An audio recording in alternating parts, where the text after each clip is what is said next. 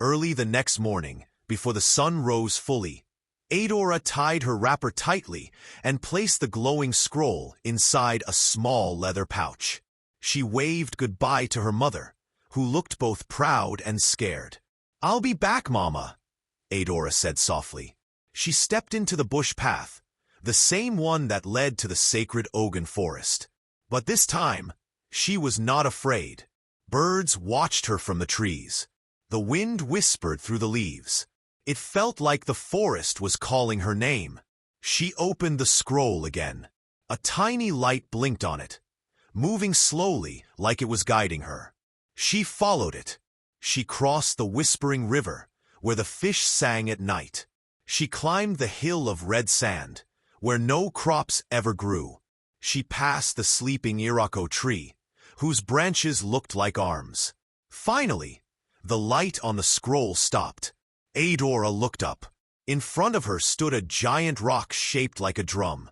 It was smooth and black, and it sparkled like stars were trapped inside it. At the bottom of the rock was a small hole, just big enough for a hand. Adora stepped closer. The ground was quiet. No wind, no birds. She placed her hand inside the hole. Nothing happened. Then, the rock began to hum. It split slowly down the middle, not loud or scary, but gently, like someone opening a gift. Inside was a glowing chamber, and in the middle of the chamber was a box made of gold and palm leaves. Adora stepped in slowly. The box opened by itself. Her eyes grew wide. Inside were hundreds of tiny stones, but not just any stones. They shimmered like water, but felt like fire. A voice echoed softly around her. "These are the tears of the forest. Long ago, they were hidden from greedy hearts. But your kindness has opened the way." Adora touched one of the stones. Suddenly, she saw things. Villages with no food turning into farms full of yam. Children wearing torn clothes smiling in new ones. Old women with heavy loads laughing as their baskets floated beside them. She pulled her hand away, shaking. What am I supposed to do with these?" The voice replied, "You must choose. Keep them for yourself or share them with your people." Adora thought about her life. Her poor mother. The villagers who once laughed at her. Ngozi, and the old woman with the oranges. She looked back down at the box and made her decision. Adora took a deep breath. She looked at the glowing stones, the tears of the forest. They were beautiful, but she remembered the voice's words. "You must choose. Keep them for yourself or share them with your people." Her hands trembled as she picked one of the stones and placed it in her palm. It turned into a drop of clear water. Suddenly, poof! A small pile of yams appeared beside her feet. Adora's mouth opened wide in shock. She picked another stone. This one turned into a soft cloth, the finest wrapper she had ever seen. It sparkled like morning dew. She picked a third. It turned into a little clay pot filled with coins, shiny, old coins that smelled like the earth. Adora's eyes filled with tears. She could keep all of this. She could be the richest girl in the whole village, maybe even in the whole world. But then she remembered how her mother sometimes went to bed without eating, how the village children wore clothes with holes, how some families didn't even have soap. She took the box in her hands and said softly, "I will share." The glowing voice replied, "Because you chose kindness, you will never lack. Take the box home. Plant its gift where the people can reach it." The rock closed behind her gently, and a new path opened, lined with white flowers that weren't there before. Adora walked back home, carrying the magic box close to her chest. By the time she reached the village square, a small crowd had already gathered. They had heard strange winds. They had seen the sky change colors. Ngozi was standing in front, arms folded. "She's back again," she muttered. "Let's hear her new forest story." But Adora didn't talk. She opened the box and placed it on the ground under the golden tree. Everyone stepped back. The box glowed. One by one, the tears of the forest floated into the air, spinning slowly, then gently landed in the hands of the people. And just like that, old clothes became new. Empty baskets filled with fruit. Weak legs became strong. Ngozi looked at her hands. A stone sat there, glowing. She dropped it in fear, but as it touched the ground, her torn slippers turned into soft leather shoes. The chief, watching everything, said in a low voice, "This child is a blessing." Adeora's mother ran to hug her. "My child, what have you brought us?" Adora smiled. "Hope." The people danced that night. The star seemed brighter, and the golden tree in the square now had silver fruits hanging from its branches, glowing softly, like the forest was smiling. But far away, in the deep part of the forest, the widow with the twisted smile watched everything from the shadows, and beside her stood a boy with glowing eyes. "Soon," she whispered. "Very soon." The next morning, Adora woke up to loud knocking on the door. "Open! Open! Adora!" Villagers were shouting. She ran outside, still in her wrapper. A group of people had gathered under the golden tree. But something was wrong. The silver fruits that glowed in the night had turned black. Smoke was coming from them. One of the women touched a fruit, and it crumbled into dust. "The blessings are fading," someone cried. "Maybe Adora stole too much." Ngozi shouted from the back. Adora stepped forward, confused. "I didn't steal anything. I shared everything."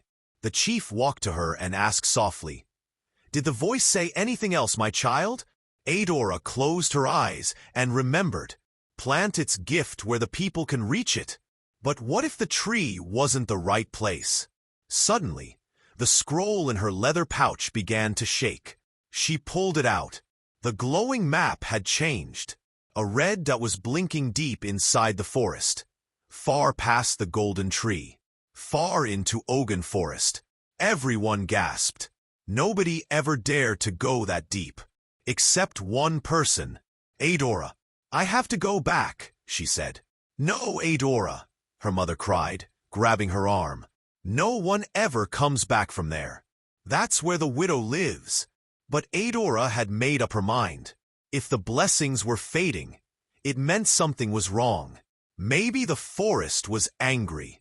Maybe she had to return the rest of the stones. As she packed her small bag, an old hunter came forward. His name was Baba Ifani. "I saw the widow once," he said in a shaky voice. She was not alone. A boy walked beside her. He had no shadow. The villagers whispered among themselves. "No shadow. No human child lacks a shadow." Adora looked at the map. The red dot was growing brighter. "I must go now," she whispered. She tied her wrapper tight, held her pouch close, and stepped back into the forest. The trees closed behind her.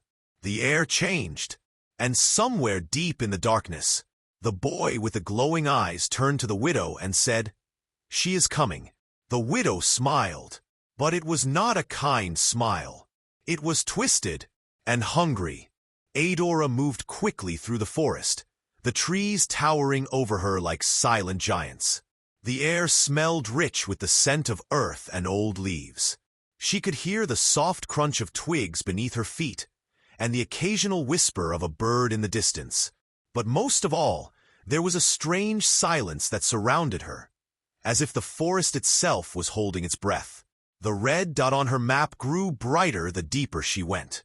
Suddenly, the path before her grew narrow, and the trees seemed to bend in, like they were guarding something. Adora pushed forward, her heart racing. She had no idea what awaited her, but she knew she had to face it. Then, she saw him, a boy standing in the middle of the path, his eyes glowing like the stones she had shared with the village. His skin was dark like the night sky, and his hair was wild, blowing as if caught by an invisible wind. His clothes were ragged, almost like they were made of shadows. Adora stopped.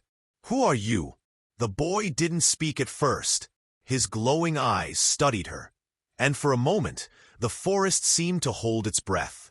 Finally he spoke. I am the one who has been waiting for you. Adora's heart skipped. What do you want from me? The boy stepped forward, his bare feet making no sound. Not what I want, but what you want. You have something I need. She clenched her fists. I've shared everything. The stones, the blessings. What else could I give? The boy's smile was strange, wide, and cold. You still don't understand, do you? The stones, the blessings, they are not gifts. They are the price. Adora stepped back. Price for what? He pointed toward the distance, where the trees parted to reveal a clearing. There, sitting by a bubbling spring, was the widow. She was watching Adora with a twisted smile, her eyes dark and hollow. Come closer, Adora, she called in a voice that sounded both kind and frightening. The boy stepped aside, allowing Adora to pass. As she walked toward the widow, the air grew colder. The ground beneath her feet felt like it was made of ice. She couldn't stop herself from moving forward, as if some invisible force was pulling her toward the woman. The widow stood slowly, her long white dress flowing like it was made of smoke. You came, the widow said softly. You took my gifts, and now, you must pay the price. Adora stopped in her tracks. Pay? For what? The widow's eyes glittered like stars. You thought kindness would save you, but kindness comes with a cost, my dear. The forest has chosen you, and now you will carry its burden. Adora's mind raced. What burden? The widow stepped forward, reaching out a bony hand. You will carry the child of the forest. It will not be born in your world. It will be born in mine. And Adora took a step back, her heart pounding in her chest. The forest seemed to grow darker around her, the trees whispering like shadows in the wind. The widow's eyes glowed, her outstretched hand trembling with power. You will carry the child of the forest, the child who will never be born like a human child, the widow said, her voice like the rustle of dry leaves. The child will be a bridge, a link between our world and the one you cannot see. Adora felt a chill run down her spine. I don't understand. Why me? The widow smiled, a cruel smile that twisted her face. Because, child, you are pure of heart, and pure hearts are the easiest to twist. Adora shook her head.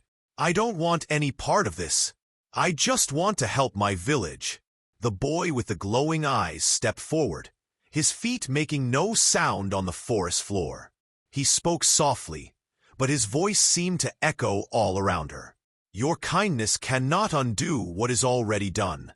The forest has chosen you because it needs you. The child will be born, whether you want it or not. Adora's legs shook, but she stood firm. I refuse. I will not be part of this. The widow's laugh echoed through the clearing like a sharp, jagged wind. You have no choice, my dear. The forest has claimed you. Before Adora could protest further, the ground beneath her feet trembled. A low rumble filled the air, and the trees began to bend inwards, their branches creaking as if they were alive. Suddenly, the map in Adora's pouch began to glow fiercely. It hummed with energy, and the red dot on it flashed brightly, faster and faster, as if it was warning her. No! Adora cried, clutching the pouch tightly. The map, the glowing stone, everything she had found in the forest. It all felt like it was becoming part of something much darker than she could understand. The widow stepped closer, her voice like a serpent's hiss. You cannot run from this, Adora. The forest has given you a gift, and it will take something precious in return. The child will come, and so will the power. The boy, standing behind her, smiled. You've touched the stones. You've spoken to the forest. You've chosen the path, and now you must follow it. Adora's mind raced. She wanted to run. She wanted to scream, to fight back. But the power in the forest was too strong. It wrapped around her like a chain, pulling her toward the widow. She felt a cold hand on her shoulder. Turning around, she saw the glowing boy, his eyes burning with an intensity that made her knees weak. "It is time," he whispered. And with that, the ground split open before her, revealing a dark pit beneath. The forest's power surged up, a shadowy force that reached toward Adora, dragging her closer to the edge. But she stopped. "No!" she shouted, her voice full of defiance. "I won't be a part of your game." In that moment, everything froze. The trees stopped moving. The wind fell silent. Even the widow and the boy stood still. The voice of the forest echoed in Adora's mind. "It is not your choice alone, Adora. You have been chosen to carry the forest's child. But you can also choose what it will become." Adora's heart raced. What did that mean? Could she truly change the course of fate? Slowly, she stepped back from the edge, shaking with fear and confusion, but determined not to let the forest control her destiny. The widow's eyes flickered, her face twisting with anger. "You think you can defy me?" she spat, her voice like thunder. "You cannot escape your fate." But Adora stood tall. "I may not understand everything, but I know this. I will not let the forest control me. I will make my own choices." The widow let out a scream that shook the very air around them, but Adora didn't back down. She closed her eyes, focusing on the power of the map, the stones, and the voice of the forest. She felt something deep within her, a strength she didn't know she had. And then, with all the power she could muster, Adora made a choice. The forest held its breath. Adora stood still, the air crackling with tension. The widow's twisted smile faltered as she stared at Adora, as if seeing something she had never expected. For a moment, everything was silent. The trees no longer whispered, and the wind had stopped. The only sound was Adora's heartbeat, loud in her ears. The widow's voice broke the silence, cold and cutting. "You are foolish, Adora. You cannot change what has been set in motion." Adora's eyes narrowed. "I can try. I don't care about your power or your pact with the forest. I will not let you use me." The widow's eyes flashed with anger, but Adora stood firm, her hands clutching the pouch tightly. She could feel the power of the stones inside it, the energy of the forest surging through her. Then, as if the forest was responding to her defiance, the ground beneath them trembled. The map in her pouch flared with light, blinding in its intensity. Adora closed her eyes, shielding herself from the bright glow. When she opened them again, everything had changed. The trees around them were no longer dark and foreboding. They were vibrant, alive with colors she had never seen before. Green so bright they seemed to glow, and flowers that shimmered like jewels. The air was no longer cold but warm, filled with the scent of blooming flowers and fresh earth. The widow, who had once been powerful, now looked small and frail. Her smile faded, replaced by a look of shock. What have you done?" she whispered. Adora looked at her, her heart pounding but steady. "I've chosen to change the path the forest is on. I will not allow it to take control of me. I'll use its power to create something better." The boy with glowing eyes, who had been standing silently behind the widow, stepped forward. His expression was unreadable. "You have tampered with something far beyond your understanding, Adora," he said softly. "The forest is not a thing to be controlled." Adora met his gaze, her voice steady. "Then let it be what it is meant to be. I don't seek to control it, but I will not be a puppet to it either. The forest can be a place of beauty, not darkness." The boy studied her, and for the first time, Adora saw a flicker of something in his eyes. Curiosity, perhaps, or maybe a hint of admiration. The widow scoffed. "You think you can change the forest's nature? Its hunger will never be sated by your words, Adora." But Adora was determined. She could feel the power of the forest in her, flowing through her veins like fire. She closed her eyes and focused, allowing the energy to build up inside her, guiding it with every intention she had. She began to chant softly, repeating the words she had heard in the forest long ago. The words were not just sounds, but something deeper, something ancient. As she spoke, the forest responded. The trees groaned, shifting, their branches swaying like they were waking from a long sleep. The flowers bloomed even brighter, and the once still air began to swirl around her, filled with the scent of jasmine and mint. The widow stepped back, her eyes wide with disbelief. "No, it can't be. You're changing it." Adora opened her eyes, her voice steady. "Yes, I am. The forest was never meant to bring fear. It was meant to bring balance, to nurture and protect. And I will make sure it does." The boy stepped forward, his eyes no longer glowing with malice. Instead, they were full of wonder. You've unlocked the true heart of the forest. You've made it what it was always meant to be." Adora nodded. "And now, I'll share that gift with the world. I'll show everyone the beauty of this forest and how it can heal." The widow's face twisted in rage. "No, you don't understand. The forest is mine to control, and yours to obey." Adora took a deep breath, her hand still gripping the pouch tightly. The map inside it pulsed with energy, the red dot now dimming, as if the forest was no longer angry but content. "I won't let it control me anymore," she said firmly. "I've learned enough from the forest. Now, I'll teach others. And maybe, just maybe, this will be the key to something greater."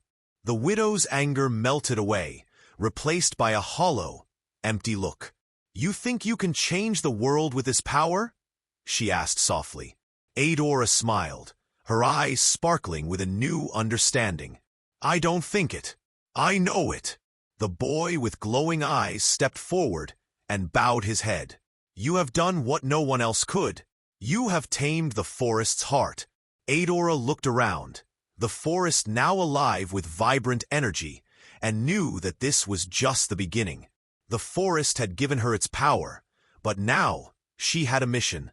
She would share this gift with the world. The forest buzzed with life.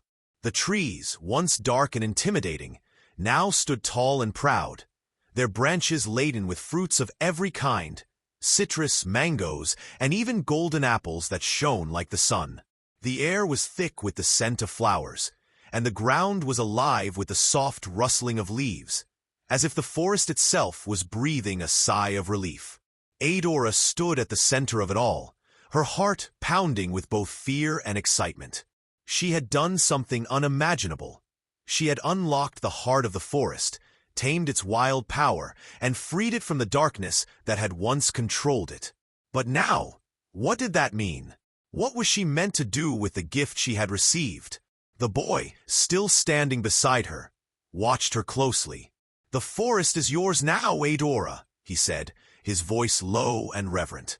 "But with its power comes responsibility. It will listen to you, but it will also test you. Are you ready for what comes next?"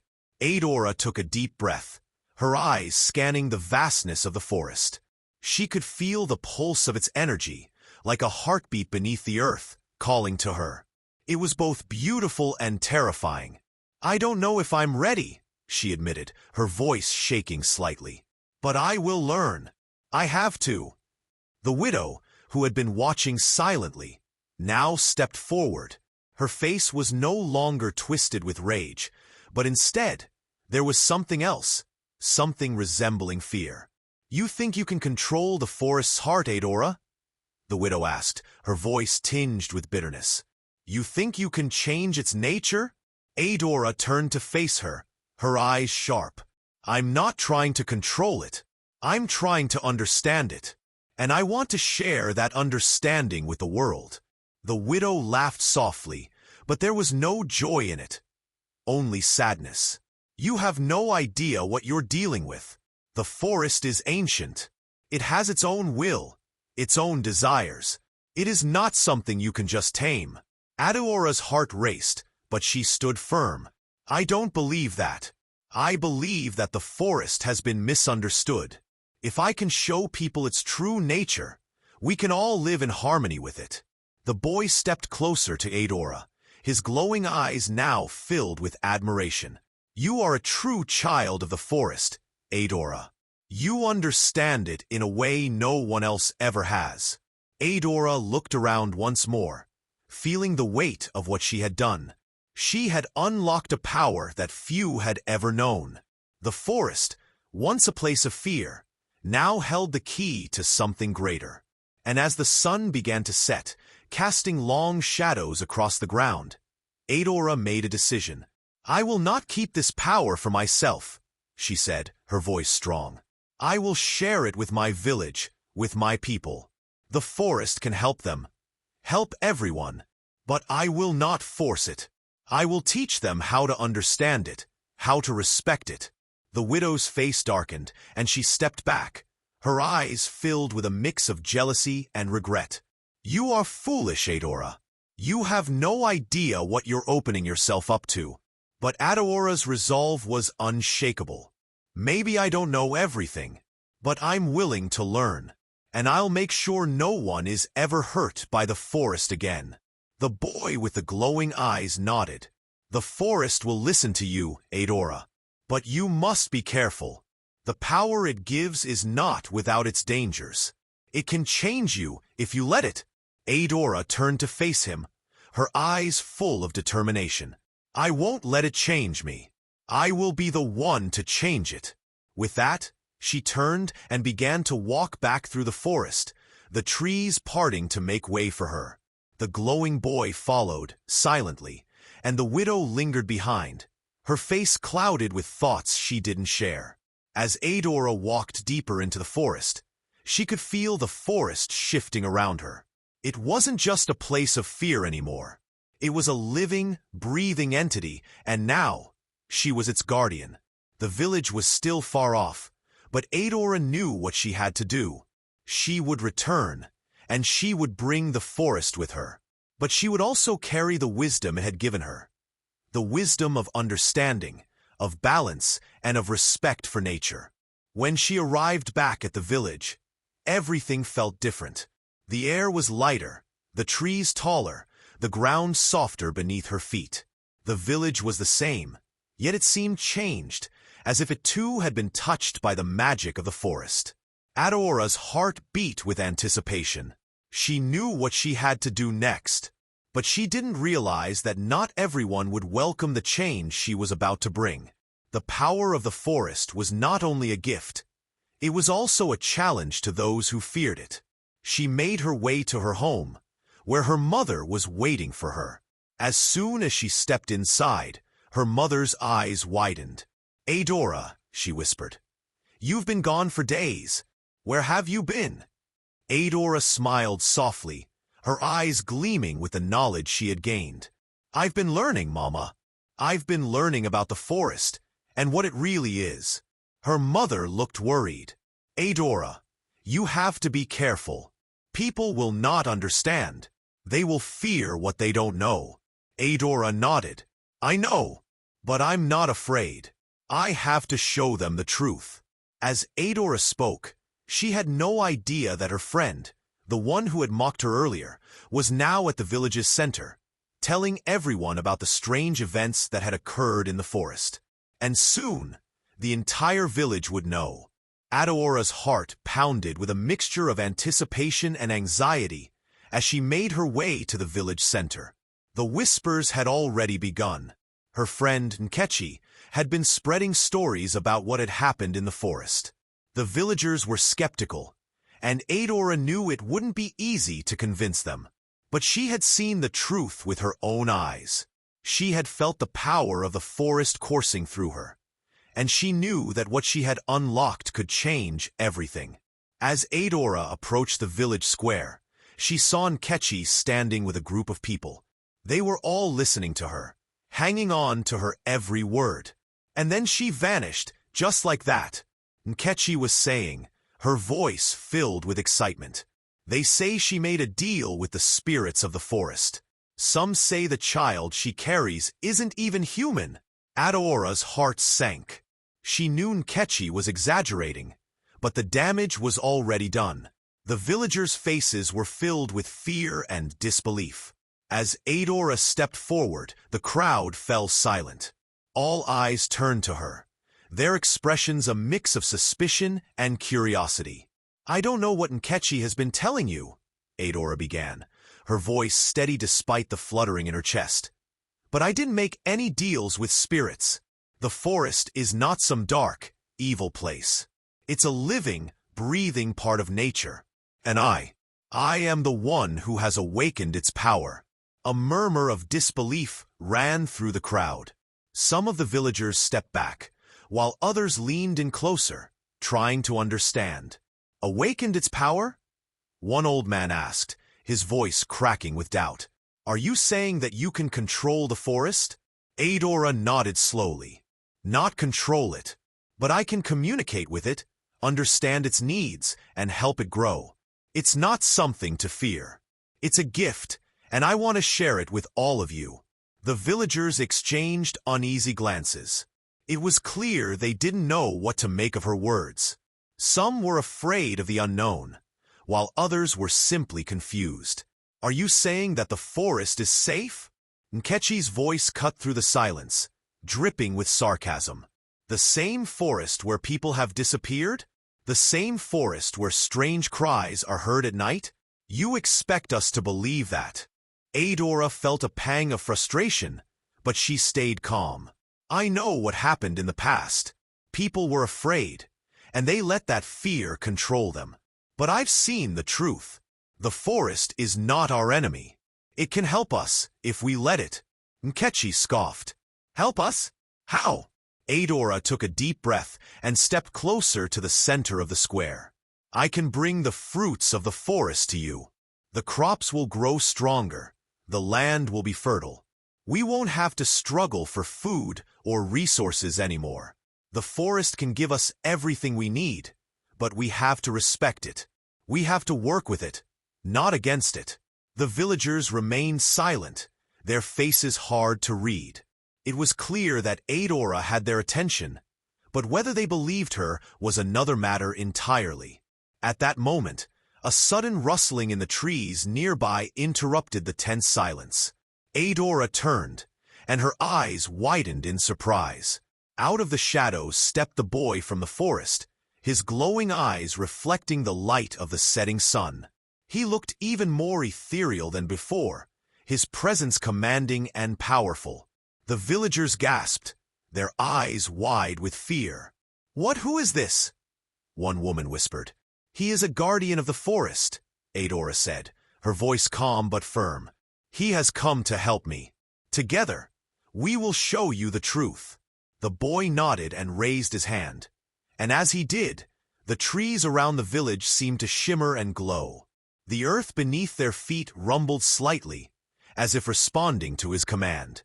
The villagers gasped, stepping back in fear, but Adora remained still, her heart racing with excitement. "This is what I'm trying to tell you," Adora said, her voice strong. "The forest can bring us prosperity. It can heal the land, make the crops grow, and ensure that no one in this village ever goes hungry again. But we have to trust it. We have to respect it." The boy's eyes glowed even brighter as he looked at the villagers. "The forest's magic is not meant to harm you. It is a gift, a treasure, but it will only give as much as you are willing to give in return." The villagers stood frozen, unsure of what to think. Some were still skeptical, their minds clouded by fear. Others were beginning to soften, their eyes searching Adora's face for signs of deception. But there was none. They could see that Adora was not afraid. She believed in the forest, and that belief was beginning to spread to those who were willing to listen. Nkechi, however, was not one of them. "This is madness," she muttered, crossing her arms. "You want us to risk everything on some wild tale about spirits and magic?" Adora turned to face her, her eyes steady. "I'm not asking you to risk anything. I'm asking you to open your eyes and see the truth. The forest can help us, but only if we stop living in fear. Nkechi glared at her. You'll see, Adora. This isn't over. You may have the forest on your side now, but I won't stop fighting. I'll make sure no one believes your lies. Adora's heart sank, but she refused to let the threat shake her. You can try, Nkechi, but I won't give up. Not now, not ever. With that, Adora turned and walked back toward the edge of the village, the boy following silently behind her. She could hear the murmurs of the villagers, some still fearful, some beginning to believe.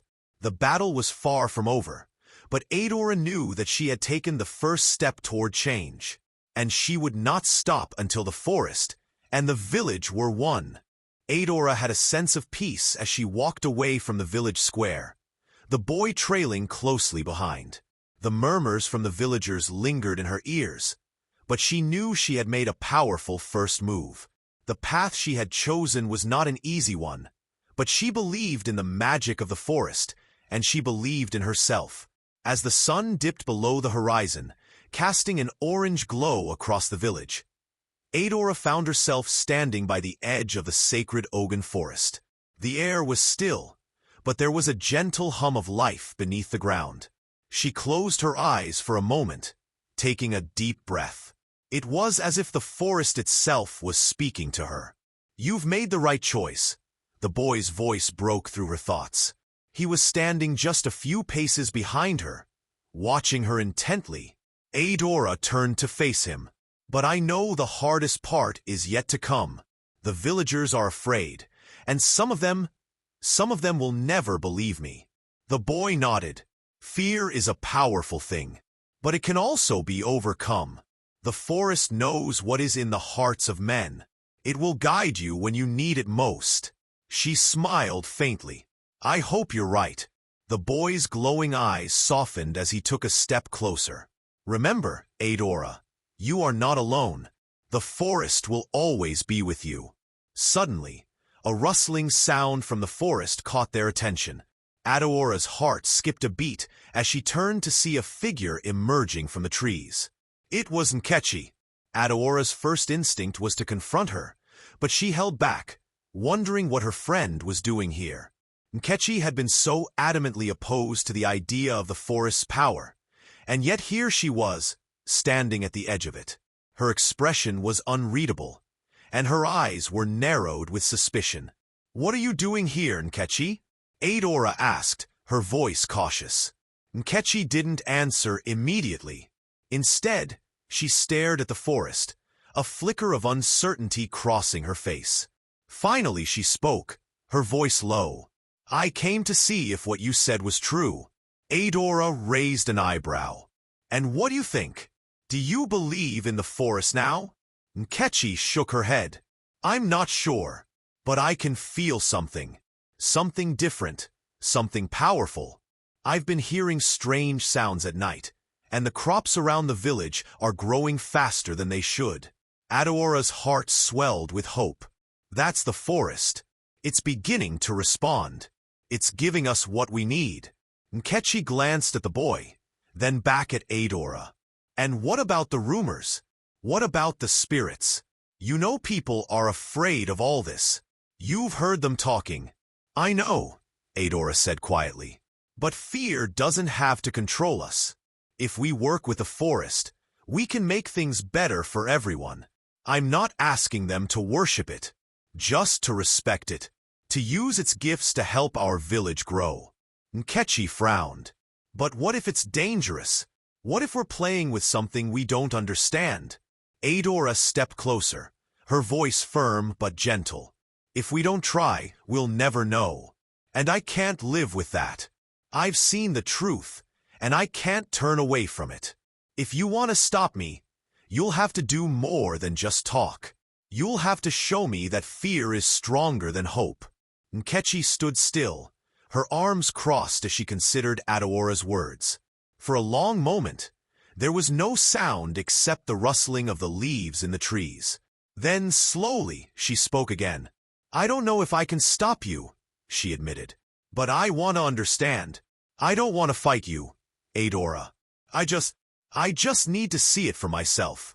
Adora smiled softly. Then come with me. Let the forest show you what it has to offer. Nkechi hesitated for a moment, then nodded slowly. All right, I'll go with you. Together, Adora, Nkechi, and the boy stepped into the forest. As they walked deeper into the shadows of the towering trees, Adora could feel the air grow thick with magic. It was as though the very earth beneath their feet was alive, pulsing with energy. Do you feel that? Adora asked, glancing at Nkechi. Nkechi nodded, her eyes wide. It's like the air is full of whispers. The forest speaks to those who listen, the boy said softly. And it speaks with truth. They walked for what seemed like hours, the moonlight filtering through the leaves, casting strange shadows on the ground. As they moved deeper, the atmosphere became even more surreal. The forest wasn't dark or foreboding. It was alive with energy, vibrant and full of promise. Finally, they reached a clearing. In the center stood a massive tree, its trunk wide and ancient, with roots that seemed to stretch deep into the earth. Adora stopped in her tracks, feeling a wave of awe wash over her. This is it, she whispered, the heart of the forest. Nkechi stepped forward, her eyes fixed on the tree. It's beautiful. The boy nodded. This tree holds the power of the forest. It is the source of all the magic you felt. Adora stepped closer, placing her hand on the bark of the tree. She closed her eyes, feeling the deep pulse of energy flowing through her. It was warm, comforting, and familiar. Do you understand now?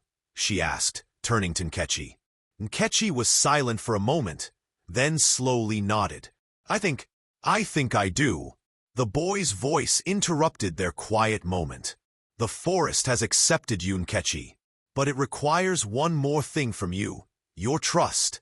Nkechi turned to him, her brow furrowing in confusion. Trust? Yes, the boy said. Trust that this path will lead to something greater. Trust that, together, you can help the village. The forest will not turn against you if you are willing to share its gift. Nkechi looked at Adora, who smiled gently at her. Will you help me? Will you help us all? Nkechi stood silently for a moment, her thoughts racing. She had never imagined she would be standing here, in the heart of the forest, asking herself these questions. But something had shifted inside her, and she knew the answer. Yes, she said finally, her voice steady. I'll help you. We'll help each other. Adora's smile widened. Then together, we'll change everything.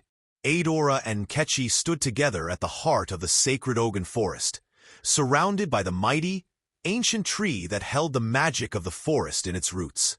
The air was thick with power, but more than that, it was full of possibility. The forest had not only accepted them, it had offered them a chance to bring prosperity to their village. I still can't believe we're doing this, Nkechi said quietly, her voice filled with wonder. Just a few days ago, I thought the forest was nothing but danger. Adora smiled, feeling a deep sense of peace. The forest isn't just danger. It's a place of balance of power. But like all power, it needs to be respected. It's here to help, if we are willing to listen. Nkechi nodded. I understand now. I see that what we feared could actually be the answer we needed. The boy, who had been quietly observing them, stepped forward. The forest is ready to share its gifts, but it must be used wisely. Too much greed or fear will undo everything. Adora nodded, her resolve strengthening. We will use its power to bring food, health, and happiness to the village. But we will also teach them to respect it. This isn't about power, it's about harmony. As they turned to leave the clearing, the forest seemed to hum with agreement, the branches swaying gently as if giving its blessing. Over the next few weeks, Adora and Nkechi worked together to bring the village into harmony with the forest. They taught the people how to gather its fruits in moderation, how to plant seeds from the magical trees to ensure bountiful harvests. The village began to thrive as crops grew faster, animals became healthier, and even the river that flowed through the village became clearer. At first, the villagers were skeptical, but as the days passed, they could see the changes. The village was prospering in ways they hadn't imagined. They built stronger homes, their children grew healthier, and their elders, once frail, regained their strength. The people began to believe in the power of the forest, and they stopped whispering about the mysterious widow. Instead, they began to speak of her with reverence, understanding that she had brought them a gift, not just from the forest, but from the universe itself. Nkechi, once Adaora's harshest critic, became her most trusted ally. Together, they worked to ensure that no one took more than was needed, and that everyone understood the importance of respecting the forest's magic. The villagers, once divided, now came together as one. As for Adora, the mysterious widow who had helped her, she vanished from the village one fateful night, just as quietly as she had arrived. But the legacy she left behind was immeasurable.